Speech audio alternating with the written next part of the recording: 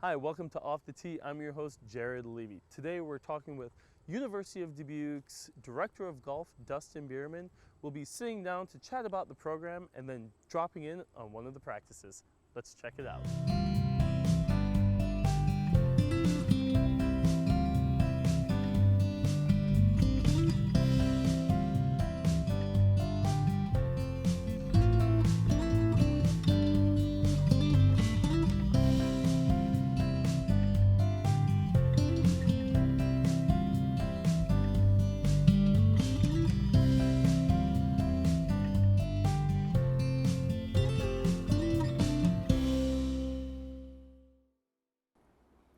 Hi, we're at the Jim Martin Golf Studio here at the University of Dubuque, and I'm joined by Dustin Bierman, the Director of Golf for the university. Dustin, thanks for having us. Appreciate it.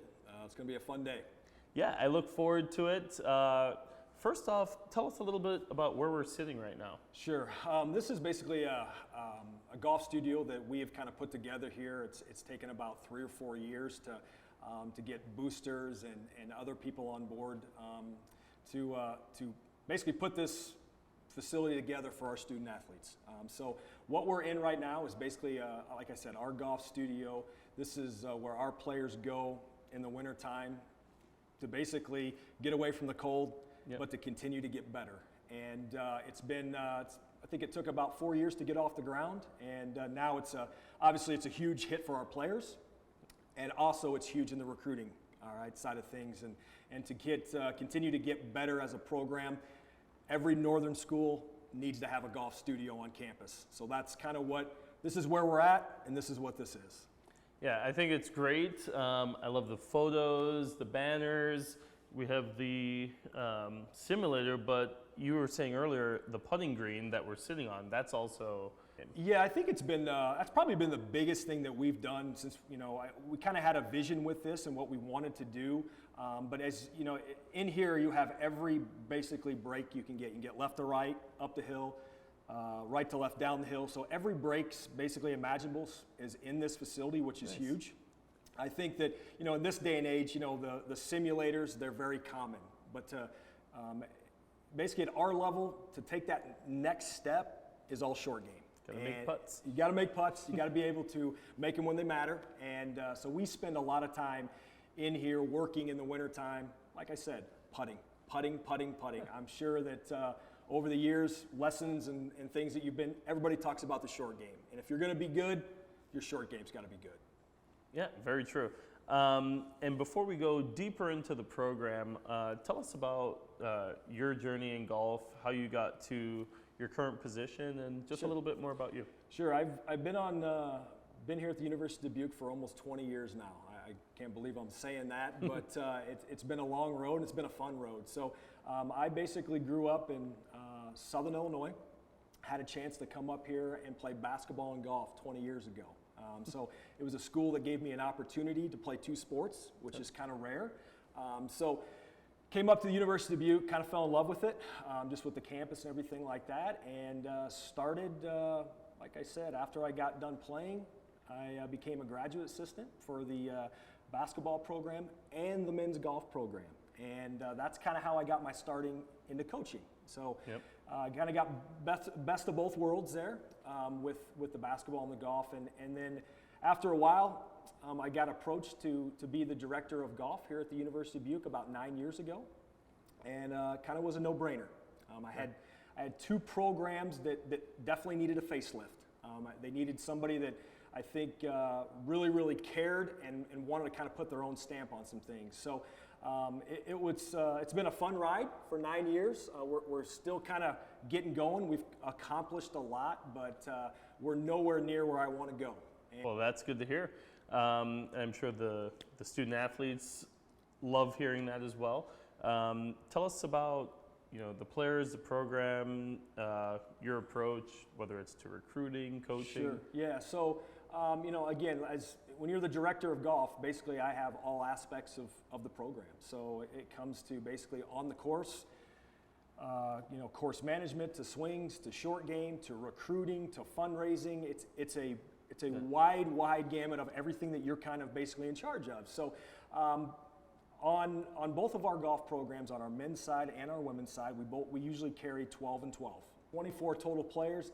That's a lot. That keeps us busy, and I think that's about the right number. We've kind of experimented. We've been a little bit bigger as far as roster numbers and smaller, but I think 12 and 12 it keeps that competition going within the team, and then it also helps just from a recruiting standpoint. I think when you're looking at players and starting to recruit them, showing off facilities like this, having a full roster, doing it the right way, that's how you attract really good players. And you mentioned 12 and 12 being a good balance. For those who don't know, tell us what the typical weekend meet might look like. How many players are actually involved in starting, and maybe how many of their scores may for count? Sure. I think basically a typical fall schedule is we pretty much play about 7 tournaments in the fall, and every single tournament is a 2-day, so a 36-hole tournament. We usually take our top 7. So we'll take basically in college it's play 5, count 4. Okay. So that's kind of how it works on every single tournament across the country. That's how it's basically scored. We'll also take a couple individuals that I like to, just from basically a standpoint of making sure that they're getting better as well. So there's a lot of competition. Just observe. Correct, exactly. There's a lot of competition when you're basically leaving 5 guys at home. The qualifying matches become very, very competitive and very, very good. So to kind of go back to what I said, we play pretty much every weekend in the fall up until about mid-October. And then we also, towards the end of it, like what we're at right now with our women's program, at the middle of October is when we'll have our NCAA tournament bid. And what that means is you go, basically our conference is the American Rivers Conference. So it's all the Division IIIs in Iowa plus Nebraska Westland out of Lincoln. And we all show up at Ames Country Club, and we play for the NCAA tournament bid. So when you get a chance to play in a conference tournament, you win that conference tournament, that punches your ticket to the NCAA championships. And that's what we're all trying to do, is to go and play at a national level and compete with all the best schools in the country. All right, so we're here in the Midwest. How far do you guys travel? Yeah, so it's almost like two seasons that are a little bit different. Obviously in the fall, the weather in Iowa, in the Midwest, is really good. So we don't really need to travel crazy far to get that weather. So a basic travel schedule for both the men and the women's programs would be, we're going to get into Chicago, you're going to get into Milwaukee, get into Minneapolis. You're also going to play around here as well. So it's very regional in the fall. Just like I said, the weather's good. Yeah. In the spring, it takes a little bit different look. We usually open up the last full week of February. We usually get on a flight and we go somewhere warm. I think last year we were in Myrtle Beach. The year before that, Las Vegas, Scottsdale, Nashville. You kind of see the themes kind of going there. So obviously you're going somewhere warm. We use that as when you're in the studio all winter, it's nice to go spend a week somewhere warm. I know it sounds kind of crazy, but just getting back to hitting off grass and finding the bottom of the club a little bit. And we do that for a full week, and it really jumpstarts our year. So then when we come back, our travel in the spring's a little bit more, like I said, a little bit more south. We'll play into Kentucky. We'll play in southern Missouri. We'll get down to Texas a little bit. So, from fall to spring, a little bit different travel. We've been fortunate. I took 57 people to Ireland last May, both our men and our women's. Team got to go, plus some parents, and had a phenomenal time. We were up in Northern Ireland for basically 10 days, and we'll do that every 4 years. We'll take a trip, and I've already got Scotland on the books for the next one, so I'm sure our players will be really looking forward to that. Aside from the travel and, of course, coaching, what's your philosophy and approach to golf, whether it's for yourself or for the student athletes? Yeah, we talk about the biggest thing that we talk about. I know this is going to sound kind of simple, but we're dealing with individuals that we're trying to mold into a team. So everything that we kind of have is kind of team based, and I think the biggest thing is be yourself. I know that sounds well great, be yourself. Well, that's what we're trying to do, is try to be somebody we're not, right? And what I mean by that is play your game. If your game is precision, let's play that. If you play a power game, let's play that. Everybody's a little bit different that comes into our program, and it's our job as coaches to kind of mold and fit to where we need. I have 24 players in the program. I have 24 different swing coaches that we work with. So I think the biggest thing is our overall philosophy is, number one, recruit good kids. I think that's the biggest thing. Protect your backyard. And what I mean by that is we try to literally fence off about a 3-hour radius around Dubuque and try to get the best players out of those areas. And we've been able to do that. And I think the third one is, like I said earlier, be yourself. Come in here, be ready to go. You're going to learn. At times, you're going to get tested. You're going to have to go through some things. But if you stick with it, you come back every day with a really good attitude. I think golf rewards people who come back every day and kind of embrace the grind. That's kind of what we talk about a lot. I think that's kind of an easy way to kind of circle back. If you can kind of accept that and understand that at times that golf's going to hit you between the eyes, but you got to get back up and keep going. And I think that's the beauty about this game that a lot of people, that maybe don't play it, don't understand. And that's the cool thing about this sport. So what are we going to do today or see today? Yeah, so today, we're going to have some of our women's players out on basically our short game facility out in Dubuque Golf. Dubuque Golf is our home course, so we go out there and practice quite a bit. So we'll go out there, we're going to put together some drills, and I'm just going to kind of show you kind of a day in the life of what our college golfers go through. So when we go out to practice, it's pretty structured in what we're doing. So we'll go out. You guys will get a first-hand look at how we do things. We'll work on the short game. We'll kind of get into some full swing stuff, but just some different drills that might help you at home become a better player. Oh, that's what the viewers want. Get that handicap down and make their putts, chips, and find fairways. So let's check it out. Sounds good. Hey everyone, stick around. We'll be right back after these messages.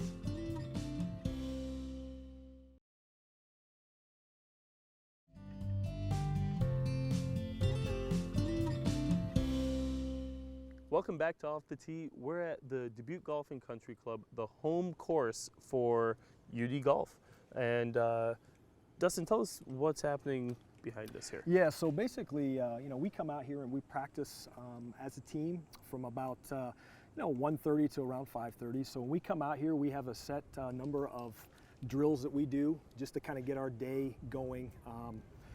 Every day we come out here, and they're working on a few things. So we've got 3 of our players out here that are going through some drills, and I'm going to kind of walk you through what we're working on and what we're trying to clean up in their games for our upcoming tournament here in about a week. So if we kind of follow up over here, Leah's a junior.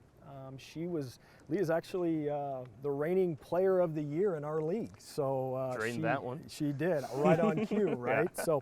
So what Leah's working on right now is just some basically speed control. The last couple rounds that she had, we've struggled a little bit with her speed. So what she's working on right now is trying to get basically dead perfect speed. And what I mean by that is we have a alignment rod on the back end of here, and if she hits that alignment rod, she starts at 0. And we're also trying to get the ball to the hole, right? The whole point's to try to make it. So as you can see, her speed's getting better and better. She holed the first one, but her speed's getting very, very, very good. So what we're trying to do is not hit the back of here. And the reason for that is, right, one of the big reasons what we talk about as we're talking about with our players, right, is if we hit a green, we need to cash it in. Yeah. So we need to have a very, very good putt. If it doesn't go in, I want to make sure the next one is a tap in. That's just like any good golfer. You hit a green, you want a 2-putt, right? So that's what she's working on. We're really working on a lot with her fundamentals as well, as trying to keep her upper body a little bit more still. She has a tendency sometimes to, when she putts, that head likes to move early, and that's when a lot of the times basically her speed will get off. But that's a perfect putt. Had a chance to go in.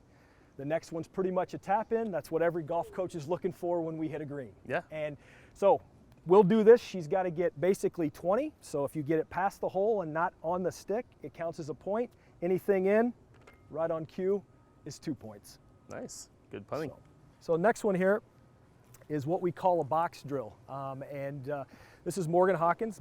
Morgan has been in our top 5 the last 3 years. She's been an all-conference player as well, and this is her senior year. So what we're kind of working on with Morgan here is, this is just a simple box drill. So anybody at home can kind of do this. You want to try to get it basically about a foot apart. And what we're doing again is working on her speed control. We're trying to get that ball in the box. So really working on her lag putts. So we've kind of struggled with that a little bit. As you can see, that's about perfect as far as the speed. So this drill is huge for us because, like I said earlier, our proximity to the hole at times, on average, at our level, is right around 20 to 30 feet. We got to be good. We got to be good from those distances. So anytime that we come in here and we can basically continue to get tap-ins and occasionally go in, we're doing it right, so to speak. So the big thing, what we're working on with Mo as well is she has a tendency to basically come up and out of her putts. And the last couple days at practice, we've been working on trying to keep this front shoulder in and really following it down the line and holding it. Just kind of exaggerating the finish, and she'll show you what we're kind of working on. As you can see how she holds that finish, and her speed control kind of gets a little bit better. Hit a little bit too hard there, but you get what we're kind of trying to work on here. So these are two huge putts, or two huge basically putting drills that we use that make a big time difference at our level. Right. Moving on down to the other station is Elizabeth. Elizabeth just walking in the line. Yeah. No, just kidding. Just keep going. I get over it. So, so what Elizabeth is doing is basically working on a ladder drill. This is something very simple. A lot of people do. Ours is just a little bit different. And what I mean by that is what she's trying to work on right now is we're trying to make 3 in a row at each spot. All right, so that's pretty simple. A lot of people do that.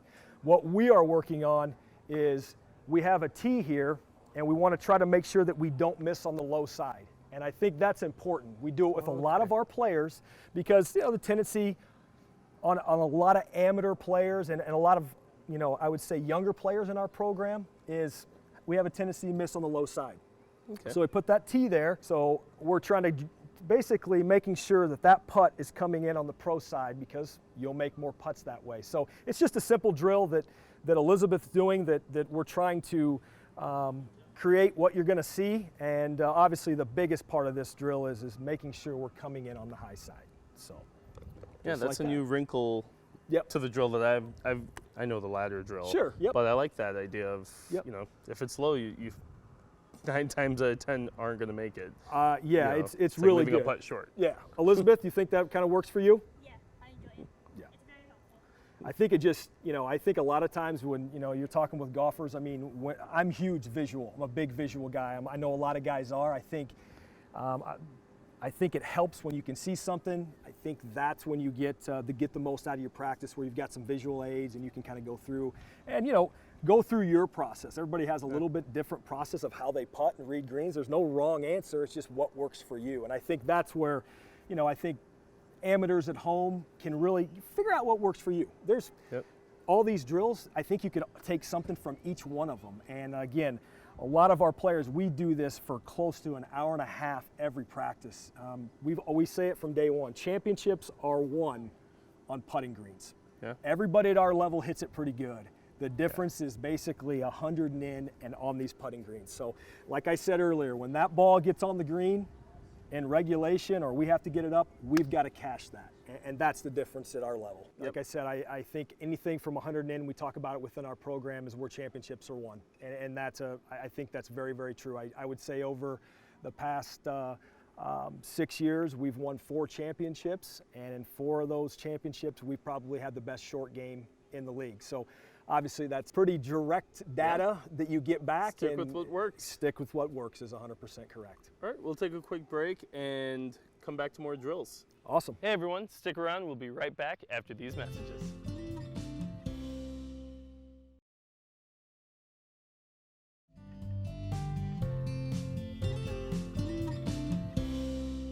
All right, welcome back. Dustin, you said you were going to tell us about this drill that you end every practice on? Yep. We do a kind of a special drill here at, in our program. And what it is it's basically just a 10-putt drill is what we call it. And what we want to try to do is we want to try to get 10 2-putts in a row before you can leave. So sometimes that's 15 minutes, and sometimes that's 2 hours. And that's okay, but that's the whole point, is trying to get better, so to speak. So I've got a golf ball here. Elizabeth's gonna kind of demonstrate on kind of how we go about this. So I will literally walk around the putting green and drop a ball and point. And then she understands that that's where we've got to go. So the biggest thing, that the reason that we do this, and it's such a great drill, is for the simple fact that she's got to go through her routine. Yep. She goes at her speed, how she reads the putt. That's the biggest thing that we're trying to get out of this drill. You know, you get on a putting green and you just start hitting putt after putt after putt. What are you really working on? I don't know if we're working on the right things, but this focuses on one ball, because that's exactly how it's going to be when you go out and play. Yep. So this is what we do. We do it a lot before rounds at tournaments, and we do it obviously at the end of each practice. So there's her putt. Pretty good one. Yeah. So Left a nice tap in. Exactly, and that's kind of what we talked about with the previous drills. Yeah. Again, trying to shorten that up, and I'll go ahead and get the pin for you, kid. She's going to go ahead, again, going through a routine. Yep. It doesn't matter if it's a foot. Let's just marked it. Exactly. So that's where I'm a big routine guy, and I think a lot of people back home can really relate to that. Stick with your routine. Go about it at your speed. 1 for 1. Yep. So we are 1 for 1. So as you can see, next time, let's go ahead over here. Now she had an uphill putt. Now let's go ahead and challenge her a little bit on a downhill putt. So there's the putt I want her to have. And the biggest thing for us is I keep changing uphill, downhill, side hill, because that's what they're going to get, and they have to adjust. And that's kind of the whole point. That's why I think this is a really good drill. This is kind of a drill that Dave Pells used to do when he worked with Phil Mickelson. That's kind of where we took it. Yep. I know Jordan Spieth does a drill similar to this. So we just kind of like to take bits and pieces and then kind of craft it into our own. And I think it's a really great drill to get better as a putter. Yeah, and very simple drill that anyone can use and apply to their own game, their own warm-up, or if they're just popping by the practice green just to work on something. Everyone wants the 2-putt, nobody wants the 3-putt. Correct, exactly. And like I said earlier, I think it focuses on literally one ball where, hey, you know what I mean? This is what it is, right? You go on the golf course where that ball basically got by the pin now, and so if she misses you have a little stress putt here. She's got a stress putt. Let's see if she can knock it in. So she doesn't, she goes back to 0, and that's what I mean, where we could be here 15 minutes or 2 hours. So it is 10 in a row. 10 in a row. Okay. So this is a big putt. Let's see if she can bury it here. You see how she does the exact same thing every single time. Yep. And that's what it has to be, especially with us. It's very important. Even if this doesn't go in, I like the fact that she kept her routine. So right now, we go back to 0, and that's where this drill at times is, I love it. Sometimes our players probably love hate a little bit, for sure, 100%. So perfect. So we're going to kind of move on to the next one, the last drill here on the putting green, if we're ready to do it. So we're going to go ahead and use this hole, and I'm going to bring back Morgan and Leah now. So another kind of fun drill that we do is we do a little team putting. Yep. So obviously we're on a golf team. We're together a lot. So this is a little bit of a partner drill. So it's kind of like a mini alternate shot. So they're going to go up to the upper hole up here, and basically Morgan is going to hit the lags and Leah is going to hit the next putt. And it's the same thing now what we just did, we're just doing it in teams. Okay. And the reason that we do that, like, well, yeah, it's fun, it's a fun drill. Well, the biggest reason we do it is because it puts a little bit more pressure on you when you're hitting it with the alternate, for sure. You don't want to let your teammate down. And that's kind of what we're trying to design here in these drills.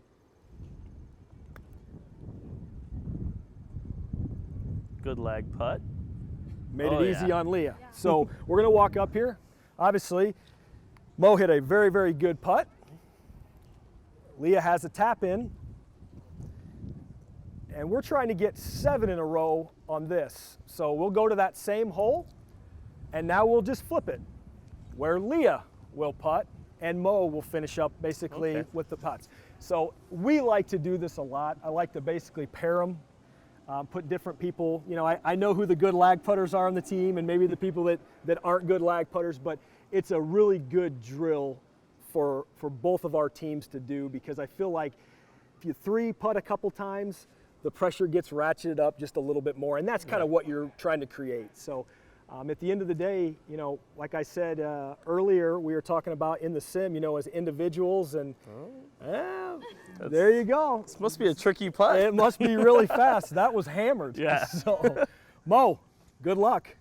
Sorry, partner. That's all right. So this is kind of like I said earlier. It's a little bit of a team bonding thing. Yep. I like to do it a lot of times with a senior and a freshman, because Yeah, that good. makes it really, really interesting and fun. And like I said, I think a lot of these drills, you can get lost sometimes in it just being really monotonous and boring. We try Yeah. to keep it fun, upbeat.